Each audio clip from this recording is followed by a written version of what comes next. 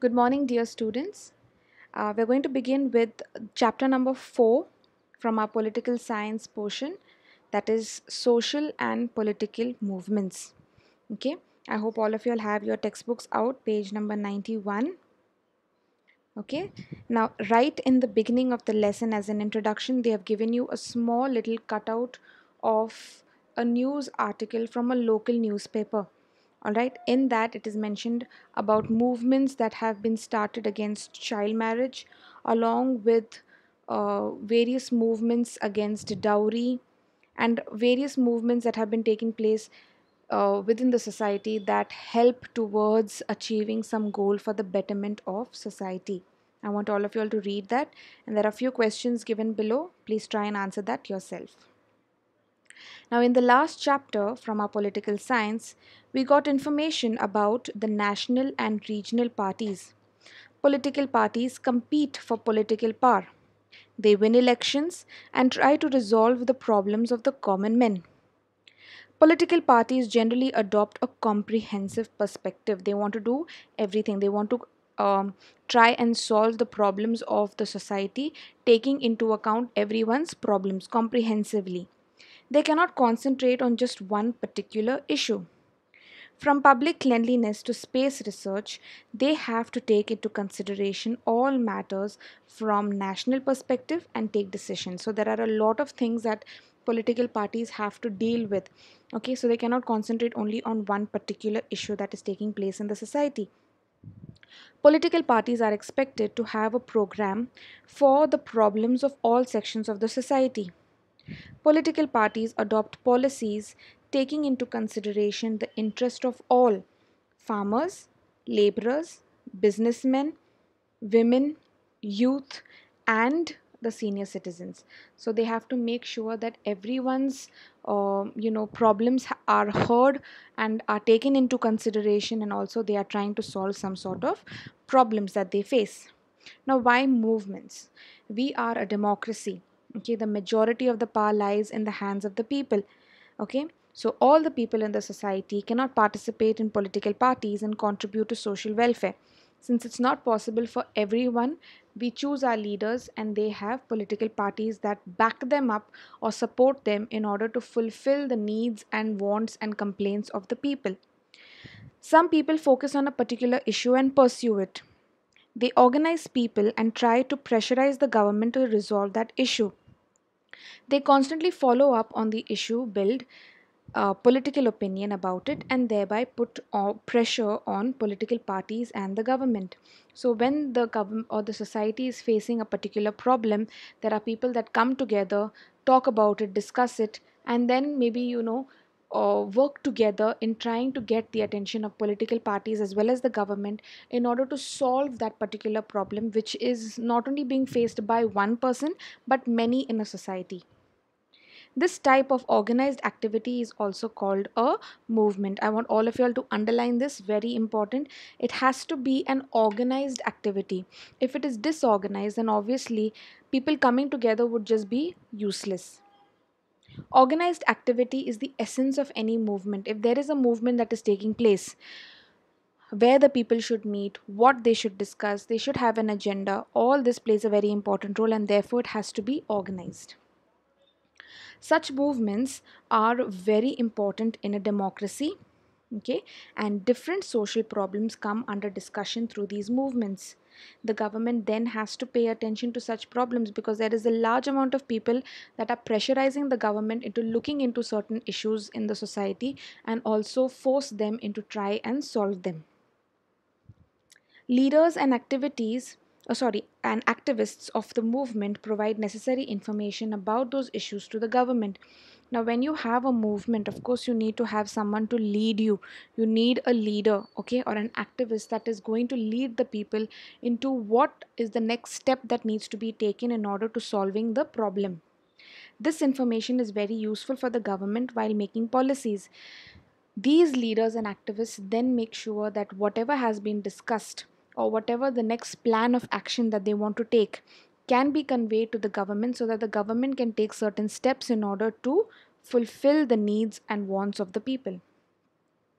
Some movements aim at opposing a particular decision or policy of the government. Now, it's not always to make sure that the, um, you know, sometimes we find that the government has made certain rules and regulations in the society which the people are not very happy with. In order to make sure that the government realizes that it's not pleasing the people anymore, there can be movements even to object what the government has decided for the society. The right to protest is considered an important right in democracy. Again, the majority of the power lies in the hands of the people. If we are not happy with certain decisions that the government has made, it is our right to protest against what the government has decided and make sure that the government listens to what the people want. However, this right needs to be used patiently and responsibility. Although it is our right as citizens of the country to protest against what the government has maybe decided and the people are not very happy, still we need to make sure that we use our rights in a responsible manner and also use it patiently, not just in a hurried up manner. Now, what is a movement? A movement is a collective action. A lot of people are involved. People's active participation is expected in the movement. Of course, if it is a movement, there has to be some sort of action that needs to be taken. So, people are actively participating. A movement can be formed when people come together in the interest of a particular issue. So people don't come together for the for for a get together. There is a certain issue that is bothering the people, which brings them together. There is an interest that is created. For example, pollution can be a single issue for which a movement can be created. We know that India, or sorry, not only India, but the world is facing this problem of pollution. So, people who are concerned about the environment can come together, form a movement, and try and take certain steps in order to solve this issue. A movement has a particular social objective or a focused problem. Okay, so when you have a movement, of course, you are dealing with a particular problem. At the same time, you should have an objective, a goal that at the end of the movement, we have to achieve this aim. For example, movement against corruption aims at ending corruption. So there should be an end goal to the movement. Okay. Movements have a leadership. Leadership keeps the movement active. I spoke about this earlier. You need someone to lead the people. Okay, because if it's not organized, then it's completely useless. Objectives of the movement, program of action, strategy of agitation are decided by the leaders. What is the next step that needs to be taken in order to make the movement more effective, more successful? It lies in the hands of its leaders. So, if a leader is effective, obviously the movement too will have an effect on the government, which will change certain rules and regulations, certain policies in order to fulfill the needs of the people. A strong leadership makes the movement effective. Next, we have movements have organizations. So, when people come together with a joint effort towards achieving something, some objective, some goal, some aim, then it is an organization. If you want your movement to be successful, you need to be an organization. Without an organization, it becomes difficult to follow up with the issues. For example, a farmers organization works for farmers movement. Okay, so they are already an organization that are working towards the needs and complaints of the farmers. So therefore, when they take it up as an organization, they move forward with the farmers movement in order to accomplish some sort of goal, some sort of objective. Any movement requires public support. Of course, if you're going to go with certain problems to the government, it has to be a problem that majority are facing by the public. People should feel connected to the issue that is undertaken by the movement. Movements have a program of action which help them to shape public opinion. So the minute there is a problem, an organization comes forward, form a movement, go forward with it, make sure that the government listens to the various problems. If not the government, at least the political parties, pressurizing the government in order to make certain changes. If the people are for the movement, then you have more and more people that come and join in, okay, as a way of supporting this movement. Now, here there are a lot of boxes given to you. It's for you to read, form your opinion about why certain movements are important, what is the outcome of these certain movements, all right? And there is also various questions given for you to discuss, to think over, and to frame your own opinions. Next, we are going to discuss or touch upon various important movements in India. First one, the tribal movement. Now, in the pre independence period, the British government deprived tribal people of their right to livelihood on forest resources. Since they are tribes, of course, they are living in the forest areas. But when the British were here ruling in India, they had taken away their rights to live in the forest and also to use the various forest resources. There was a tribal uprising in Kolam from Chota Nagpur, Gond from Orissa, Koli, Bhila and Ramoshi from Maharashtra, Santhal and Munda from Bihar. All these are various tribes from various parts of India. I want you to please underline those. The tribal struggle has continued since those years. Tribals in India face several problems. One major problem is that they are denied rights over the forest. Now, obviously, because they are tribals, they live in the forest, but the problem that they still face today is that the government refuses to recognize their right over the forest because they are living there. The main demand of the tribal movement is to accept their rights over forest. That's all they want. That they call the forest their home. They should be allowed to collect products of the forest and should have a right to cultivate on forest land. So, since they are tribals, or since they are tribes rather, they live in the forest regions. They want the government to accept the fact that they own the land in the forest areas and that they can also cultivate the forest land to grow certain crops in order to make a livelihood. Next, we have the farmers' movement in India. Now, majority of India is also known as an agricultural country. Okay, so we have so many people that are living in villages, and majority of them are farmers. So, farmers movement plays a very important role in India. It is an important movement, and during the British rule, farmers started getting organized due to the anti agriculture policies of the British colonial government. You must be aware of farmers' movement in Bardoli, Champarayana, and the movements against revenue collection. So you remember when the British were here in India, they had forced the various farmers into growing cash crops and also indigo. Why? Because the British were here, they wanted to sell it so that they could make a profit. Now, this was very wrong on the part of the Britishers because they were forcing the farmers to cultivate crops which were not profitable to them. Okay, rather it was profitable to the Britishers. So the farmers remained poor because there was no one to buy the crops that they were selling because it was so expensive. Also, movements against revenue collection. Now, when the farmers, of course, they were poor, the British expected them to pay a revenue, a tax, when they didn't have the money. So, all these were very anti agricultural policies of the government, which the Indian people did not like. And therefore, a movement was started, was inspired by the thoughts of Mahatma Phule, Justice Ranade, and Mahatma Gandhi. Due to some reforms in agriculture, you have the tenancy laws, laws relating to tilling of the land. Tenancy laws, who occupies the land there? Tilling of the land is where you have to grow, so you have to till the land. The farmers' movement slowed down. After the Green Revolution, the farmers' movement became more active and effective. Though Green Revolution aimed at increasing agricultural production and achieving self-sufficiency. What do you mean by self-sufficiency? Where we did not need to depend on anyone else, that the country could provide crops for its people. It did not benefit the poor farmers because they had small lands.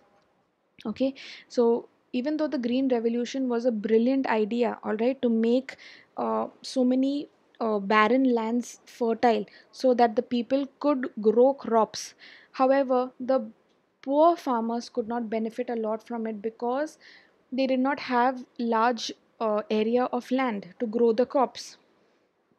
The farmers were now divided into rich farmers and poor farmers. Dissatisfaction among the poor farmers led to the beginning of the farmers' movement. So, of course, there was a division between rich and poor. Appropriate prices for agricultural products, agriculture to be treated as an industry, implementation of recommendations of the Swaminathan Commission. The Swaminathan Commission was basically, a commission that started in order to make sure that a lot of farmers at that time were committing suicide because of the real bad conditions that they were facing. So this commission helps or is concerned with various issues that the farmers were facing, that is uh, problems related to agriculture, to the food security, employment, productivity, and also insurance of land. So all these various things that the farmers were facing at that time, to make sure to make their lives a little more easier, this particular commission came into existence. Debt relief is where you have maybe someone else that comes to pay that amount of debt. What is debt? When farmers have no money, they go to money lenders and borrow money, so you have to pay back that money. When you don't pay that, it means that you are in debt. Okay, DEBT class is pronounced as debt, not depth. Okay, so debt relief as well as debt cancellation, to cancel the money that is to be owed by the farmer to a money lender, to be cancelled completely. National policy for agriculture are some of the demands of the farmers movement, to make sure that the poor farmers who are facing a problem, to make their life a little more easier. Now there are few various farmers organizations that are mentioned over here. I want all of you all to underline that. Shetkari Sangatna, okay, Bharatiya Kisan Union, All Indian Kisan Sabha are some of the important farmers unions in India. Okay. Let's move on to trade unions. Now, trade unions in India emerged in the background of industrialization. These are organizations that came together to work for the laborers and workers. Textile industry, railway companies were established in India in the latter half of the 19th century. In 1899, railway workers went on strike for their demands. However, the first organization for resolving the issues of workers was established in 1920. This organization, underlined, is known as All India Trade Union Congress. It was the first organization that had tried to resolve the problems of the people. In the post independence period, trade unions started working more effectively, and in 1960s and 70s, trade union movements organized several agitations. But from 1980s, trade union movements started getting disintegrated where it lost its strength. Okay, it broke up into smaller pieces. Globalization has affected the trade union movement to a great extent. So, it is talking about the problems that are being faced by workers. All right, in case they are not getting proper facilities available, no proper wages, okay, the working conditions should be better. All this is what the workers aim for. In India, workers are facing different problems. They are unstable employment conditions, contract laborers, financial insecurity, absence of legal protection for workers, unlimited working hours, insecurity at the workplace, health hazards are some of the problems. So, in order to discuss or to try and solve these various problems of the workers, you have a traders union that was established. You see that there? All right. Now we come to women's movement. Now, in the pre independence period, progressive men in India initiated the women's movement. Progressive men, men that worked towards the benefit of women. The women's movement aimed at eliminating injustice against women and ending their exploitation, help them to lead a respectful life and participate actively in social life. So all of these various privileges that we were fighting for, the men in fact in those days were fighting for, we still find that they were trying to give women a status in society equal to men. A few well-renowned names are Ishwar Chandra Vidyasagar, Raja Ram Mohan Roy. Please underline all of these names.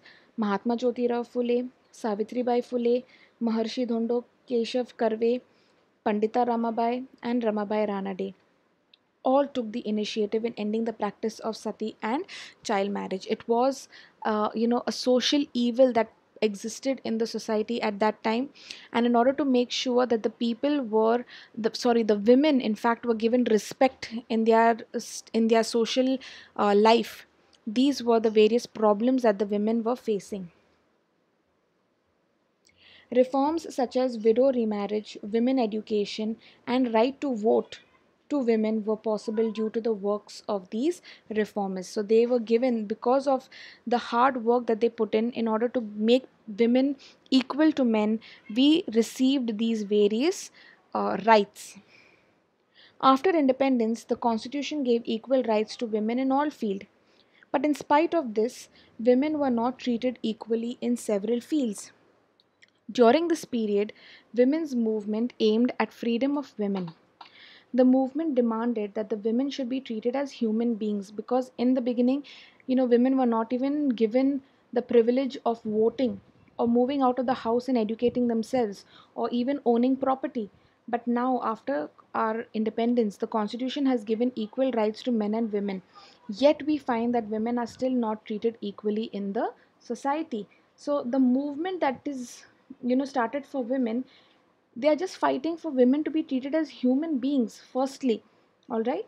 In the latter period, women participated to a great extent in the movement against corruption, caste discrimination, and religious extremism, which made them aware of injustice against their own selves.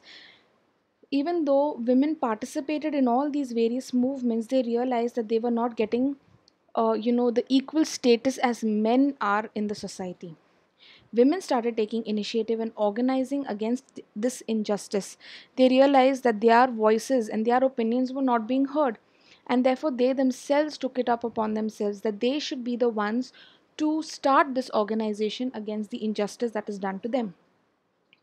In India, women's movement is not homogeneous in nature. Homogeneous is not the same everywhere, it's not the same always. However, women's movements at various levels are taking up the issues like, these are all the various issues that organizations or movements are taking in order to make women equal in the eyes of the society: women's health, social security, financial independence, and empowerment. Today, women's movement face the challenge of equal education for women and giving women a status and prestige as human beings. So, still, even though the constitution has given men and women equal rights, we still find that women are still struggling to, get that equal status in society. Next, we come to the environment movement. We are aware that environmental degradation is a serious problem at national and international level. At the international level, several movements are working to stop the deterioration of the environment. We see a significant international cooperation in this field. Now, when we talk about environmental movement, we're not just talking about within our country, but we're talking about globally. Around the world, we see that the environment is now being degraded completely. All right, and people who do have,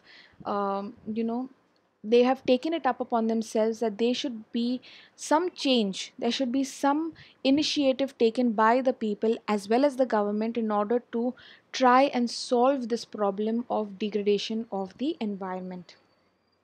In India, many movements are working on different aspects of environment. The environment movements are taking up issues like protection of biodiversity, protecting different sources of water, protection of the forests, the green belt, pollution of rivers, use of chemicals and their ill effects, to make sure that the environment is not degraded. Okay, green belts is nothing but open land, okay, which is where you're not supposed to have any buildings built on it.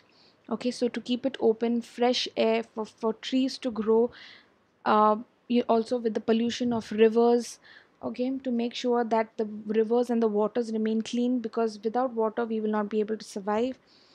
the letting of harmful chemicals into these waters, and also the ill effects that it has on people. So various movements have been started in India as well. Now we have a small box given here. Dr. Rajendra Sinha Rana, also known as Water Man of India, has brought water revolution in Rajasthan.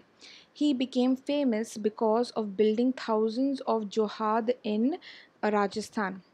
He revived rivers in the deserts of Rajasthan, and he formed an organization, please underline that, Tarun Bharat Sangh, which worked for building 11,000 johad in 100 of villages all over India. He started a campaign for water conservation, revival of rivers, forest conservation, and wildlife conservation. His social movement is active for the last 31 years. He won the Stockholm Water Prize, an award known as the Nobel Prize for Water. So we know that Rajasthan is a desert, and we know that the rainfall received there is very less. And he was one person who had taken the initiative, also known as the Waterman of India, that tried to conserve water for the people living there. We come to the last type of movement, that is consumer rights and consumer movement. Now, we are consumers because we go to the shop and buy things that we need to or we consume. A consumer movement emerged in India after the Consumer Protection Act that came into existence in 1986. This movement has a broad objective. The movement believes that each member of the society is a consumer. Due to the changing nature of social and economic system, consumers face different problems. What are the various problems that a consumer usually faces? First one is adulteration, mixing of various things into the product that you are buying. For example, when you go to buy rice, you find a lot of stones, a lot of mud that is being added on. Or when you buy milk, the amount of water that is being added, all this is adulteration, which increases the cost of the goods that you buy. Fraud in weight and measures are some of the problems.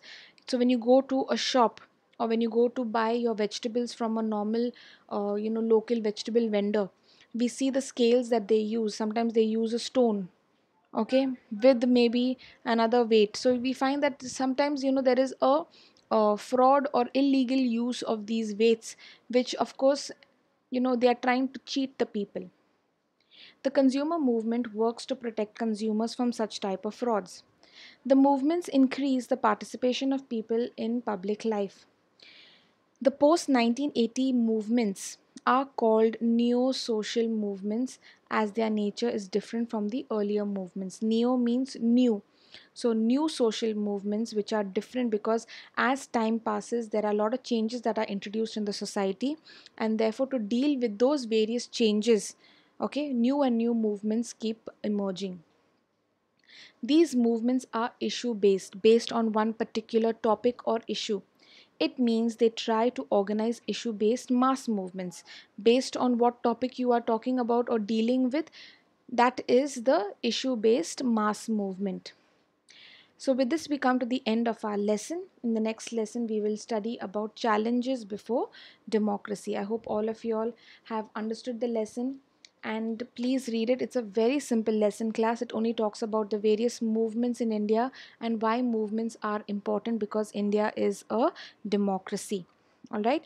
Now, in your notebooks, you will do question number 1 in your textbooks. Question number 2, 3, and 4 have to be done in your classwork books. All right. So, with that, we come to the end of our class. I hope all of you all have understood. Okay. So, thank you, class, and have a wonderful day.